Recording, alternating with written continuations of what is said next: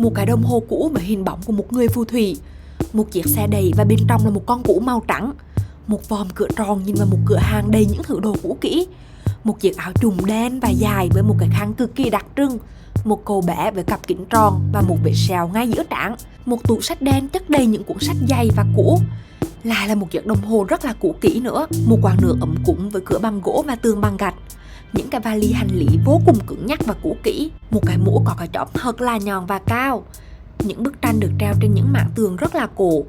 Mọi người có đoán được là Nhi đang lạc trong thế giới nào không? Nếu mà mọi người là fan cực kỳ cuồng Harry Potter và thế giới phù thủy thì đừng bỏ qua video này nha. Vì trong video ngày hôm nay thì Nhi sẽ dẫn cả nhà đi một quán cà phê và bánh ngọt rất là nổi tiếng ở Ipoh. Đó là một quán cà phê chủ đề nha. Và tất nhiên chủ đề của nó là Harry Potter. Yay! Thôi nếu mà mọi người có dịp tới Ipoh á, thì nhớ ghé cái quán cà phê và bánh ngọt này nha. Tại nó xinh lắm, xinh cực luôn. Ai mà là fan hâm mộ cuồng nhiệt của Harry Potter, kiểu như là Potterhead á, thì Nhi đảm bảo là sẽ mê cái quán này lắm luôn á. Nhi đã order một cái này là dạng giống như bia bơ. Cái hình thức của nó gần giống như bia bơ á, ở phía dưới, nhưng mà không phải là bia, ở phía dưới là spark water. Đây là một quán cà phê và bánh ngọt được lấy cảm hứng từ một bộ truyện rất là nổi tiếng, đó là Harry Potter. Ở đây thì mọi người có thể mượn cái áo choàng nè, rồi cả mũ phù thủy để mà chụp hình á. Quán cà phê này á, thì khá là nổi tiếng ở Ipoh luôn á mọi người. Nước ở đây thì không hề mắc nha, từ 9 rin cho đến tầm cực khoảng 14 rin, tức là khoảng 45.000 cho đến 70.000 á. Và các món nước, món bánh ở đây thì khá là đa dạng ấy. Hi, I want to have one buttercream soda float. Nước thì mình chọn từ menu giấy, còn bánh thì chọn từ iPad nè. Như nghĩ là họ để ở trên iPad để mà khách hàng có thể thấy cái bánh một cách toàn diện và dễ thương hơn á. Tại mấy cái bánh ở đây xinh cực luôn. What about this one? This one? Matcha book. Yeah. Thank you. Yeah.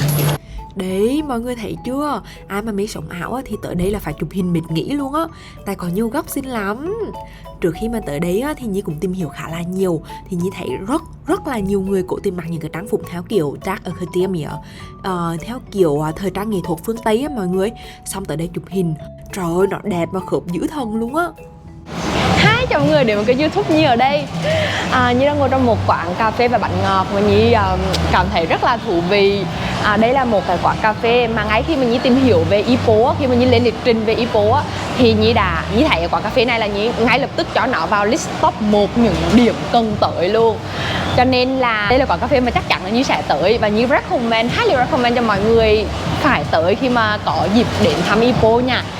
Đây là một quán cà phê chủ đề. Thì quán cà phê này chủ đề là gì? Thì để cho mọi người xem, mọi người thử đoán xem cái chủ đề của quán cà phê này là gì nha. Mọi người có thấy không? Mọi người có thấy này không? Đây nữa. Mọi người có thấy này không? Đấy, thì mọi người có đoán được là cái quán cà phê này nó mang phong cách của cái bộ phim huyền thoại, bộ phim nổi tiếng nào không? Đó là Harry Potter. Đây là một quán cà phê có tên là Platform 9. Cái tên quán cà phê đó nằm ở đây. Đấy.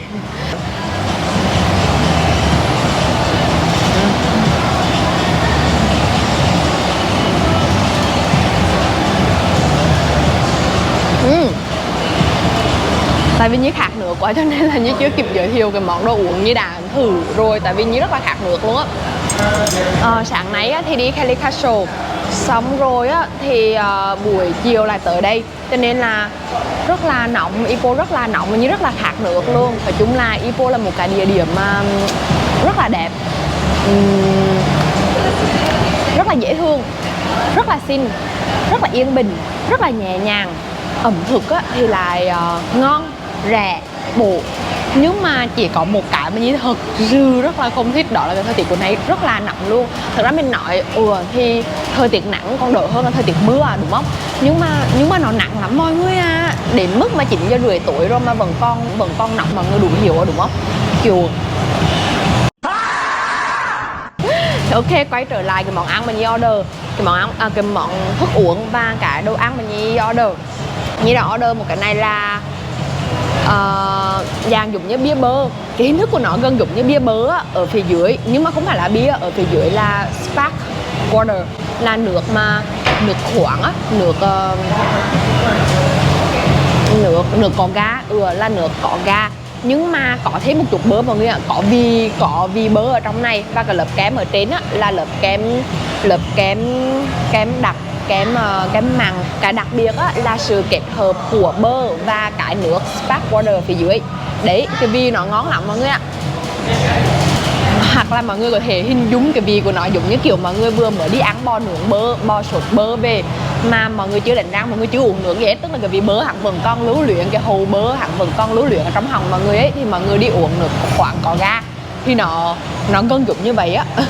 Thì như rất là gọi là muốn thử cái bia bơ ở trong Harry Potter luôn, nhưng mà ở đây thì không bán bia bơ, họ chỉ bán nước khoáng có ga với bơ thôi. Cái món thứ hai mà Nhi order, một món bánh rất là dễ thương. Món bánh này thì làm từ phô mai với matcha. Nhi hỏi anh nhân viên bảo như vậy.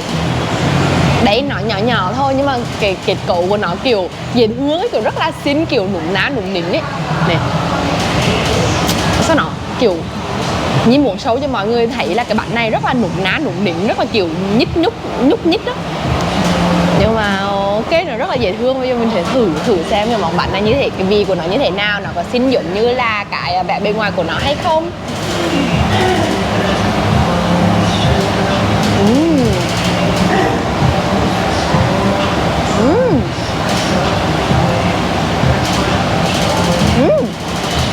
Ngon lắm mọi người ạ. Vì phô mai màu trắng trắng này là phô mai, còn xanh này nè là matcha.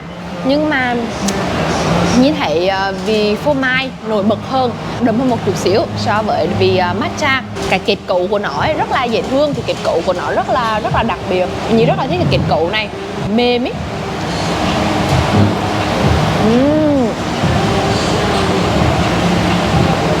Đang ở trong miệng luôn á.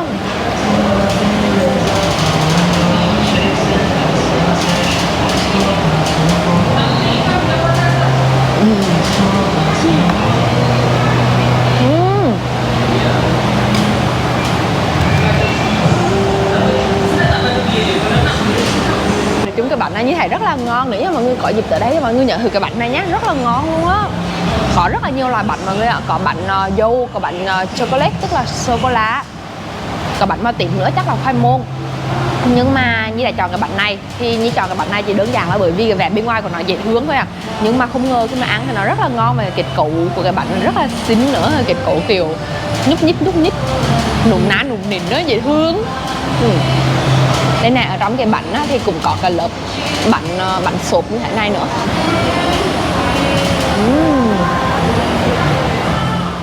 Nãy thì Nhi mới quay một góc nhỏ của quán cà phê thôi. Bây giờ thì Nhi sẽ dẫn mọi người đi qua một góc khác nữa nè.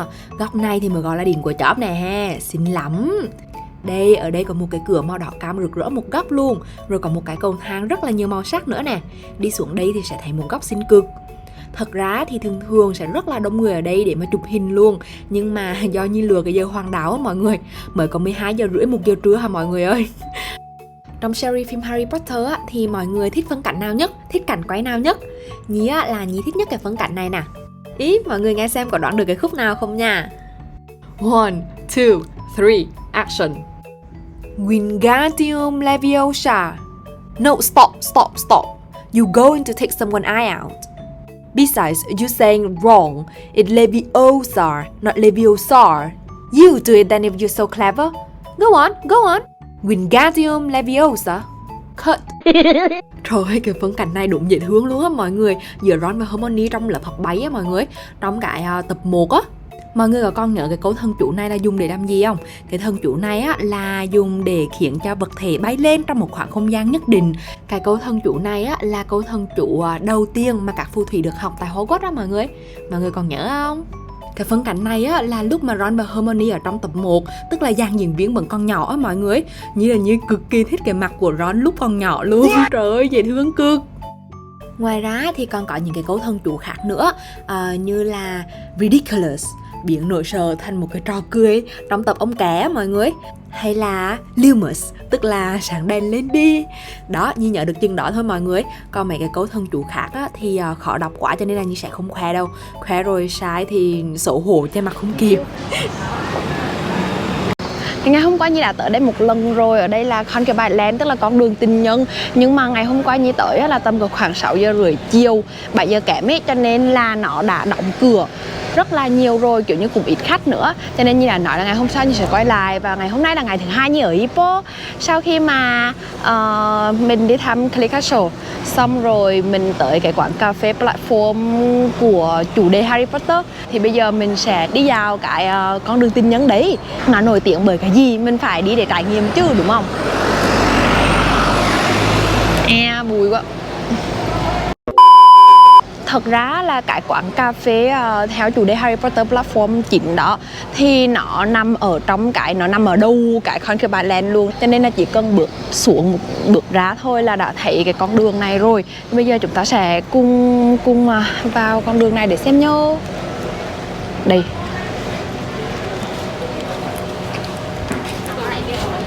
Đấy, thì cái quán cà phê Harry Potter theo chủ đề đấy á, thì nó nằm ở đây này. Đó, nó nằm ở đầu đường luôn. Thì cái khu vực này kiểu như nó cổ ấy. Đi thì có cảm giác giống như là đang đi ở Hội An vậy á mọi người, nhưng mà Hội An thì có vẻ rộng hơn.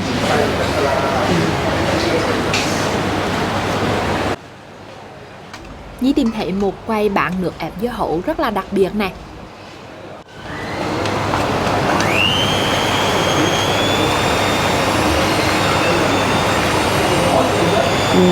Ở đây kiểu như là họ bán những cái trái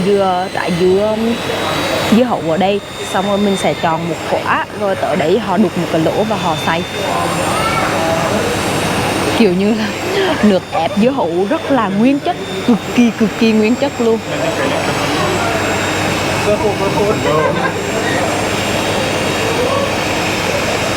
Wow, họ xay rất là nhuyễn luôn á.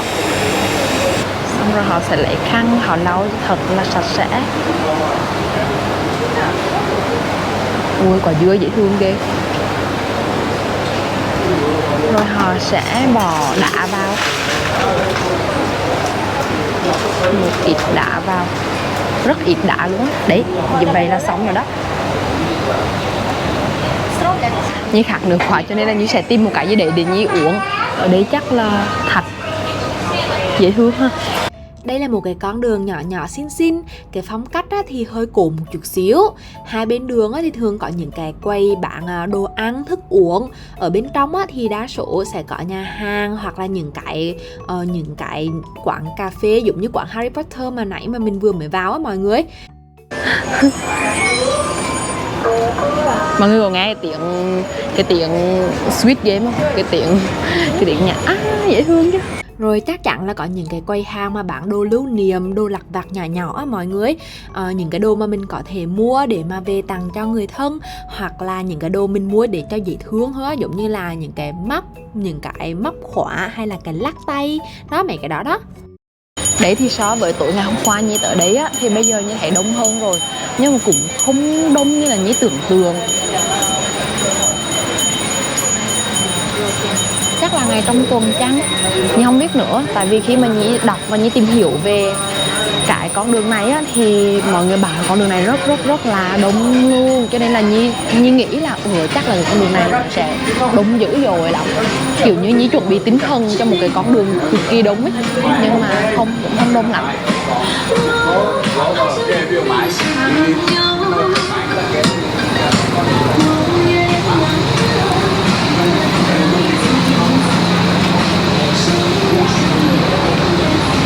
Bên kia cũng có một con đường nhỏ nhỏ nữa.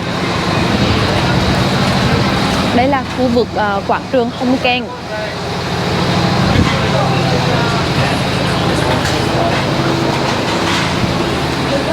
Ui, ở cái khu vực này á, thì có vẻ rất là cổ ấy.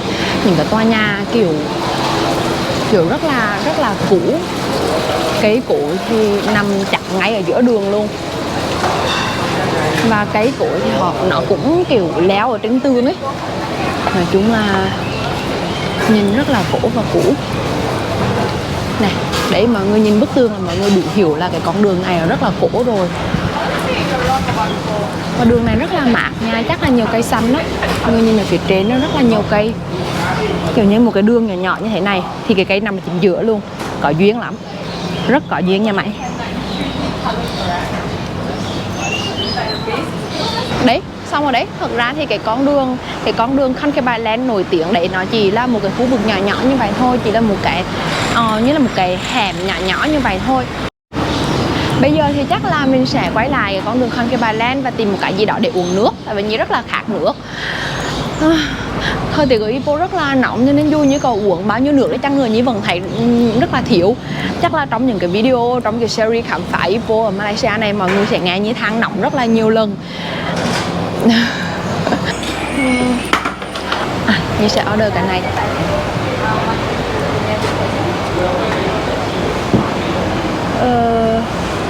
Tự nhiên thèm trà sữa. Tự nhiên nhìn trà sữa xong rồi rất là thèm trà sữa.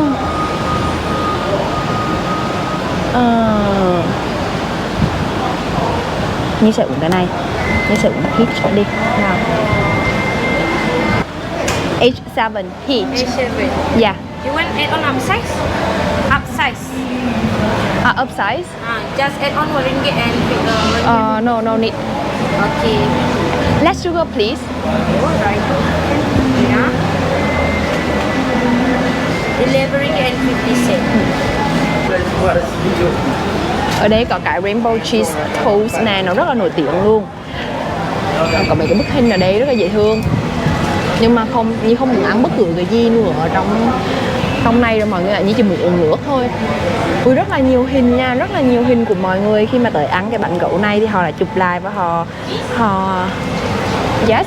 Okay, you just give small receipt at the barista. Okay, thank you. You can sit inside and you can take picture. Ui, dễ thương vậy.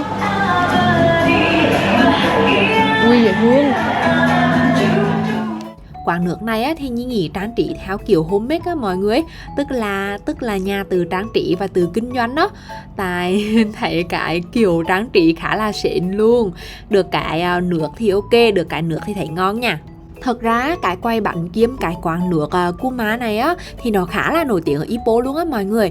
Nếu như mà mọi người xem những cái video sau khi mà Nhi đi chợ đêm ở Ipoh ấy, thì mọi người sẽ thấy ở cái khu chợ đêm đấy nó có rất là nhiều những cái quầy bánh và cái hàng nước Kuma này luôn. Kiểu như là một cái gì đấy mà mình phải thử khi mà mình tới Ipoh á.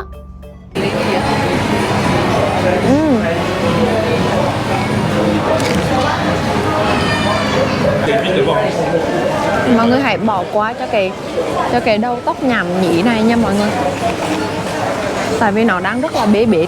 Không phải bế bệt bởi vì Nhi lười gội đầu, mà nó bế bệt bởi vì mồ hôi đấy. Nhìn như một con điên kia này. Không sao. Tự nhủ ở lòng là không sao.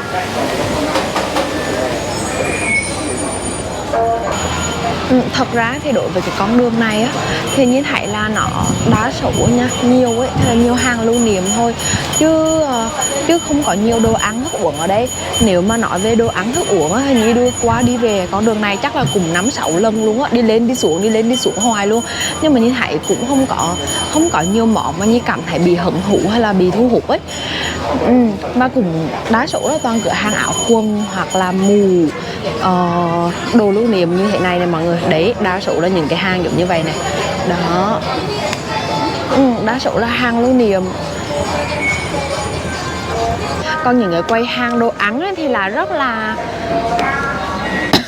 là ít hơn so với tưởng tượng. Thật ra ở cái khu vực này, ở khu vực Old Town này, là khu phố cổ này á, thì có những cái bức tranh tường rất là nổi tiếng luôn, nhưng mà Nhi tìm thì lại không ra. Không hiểu vì sao nữa, chứ Nhi đi vòng vòng ở khu này Nhi thấy là cũng không ra lắm. Nhi dự định ngày mai thì mình sẽ tới thăm một ngôi chùa, nhưng mà chùa này rất là độc đáo, chùa này ở trong hang cơ. Và chắc chắn là trong ngày mai Nhi sẽ dẫn mọi người tới những cái gọi là những cái khung cảnh thiên nhiên rất là tuyệt vời ở Ipoh.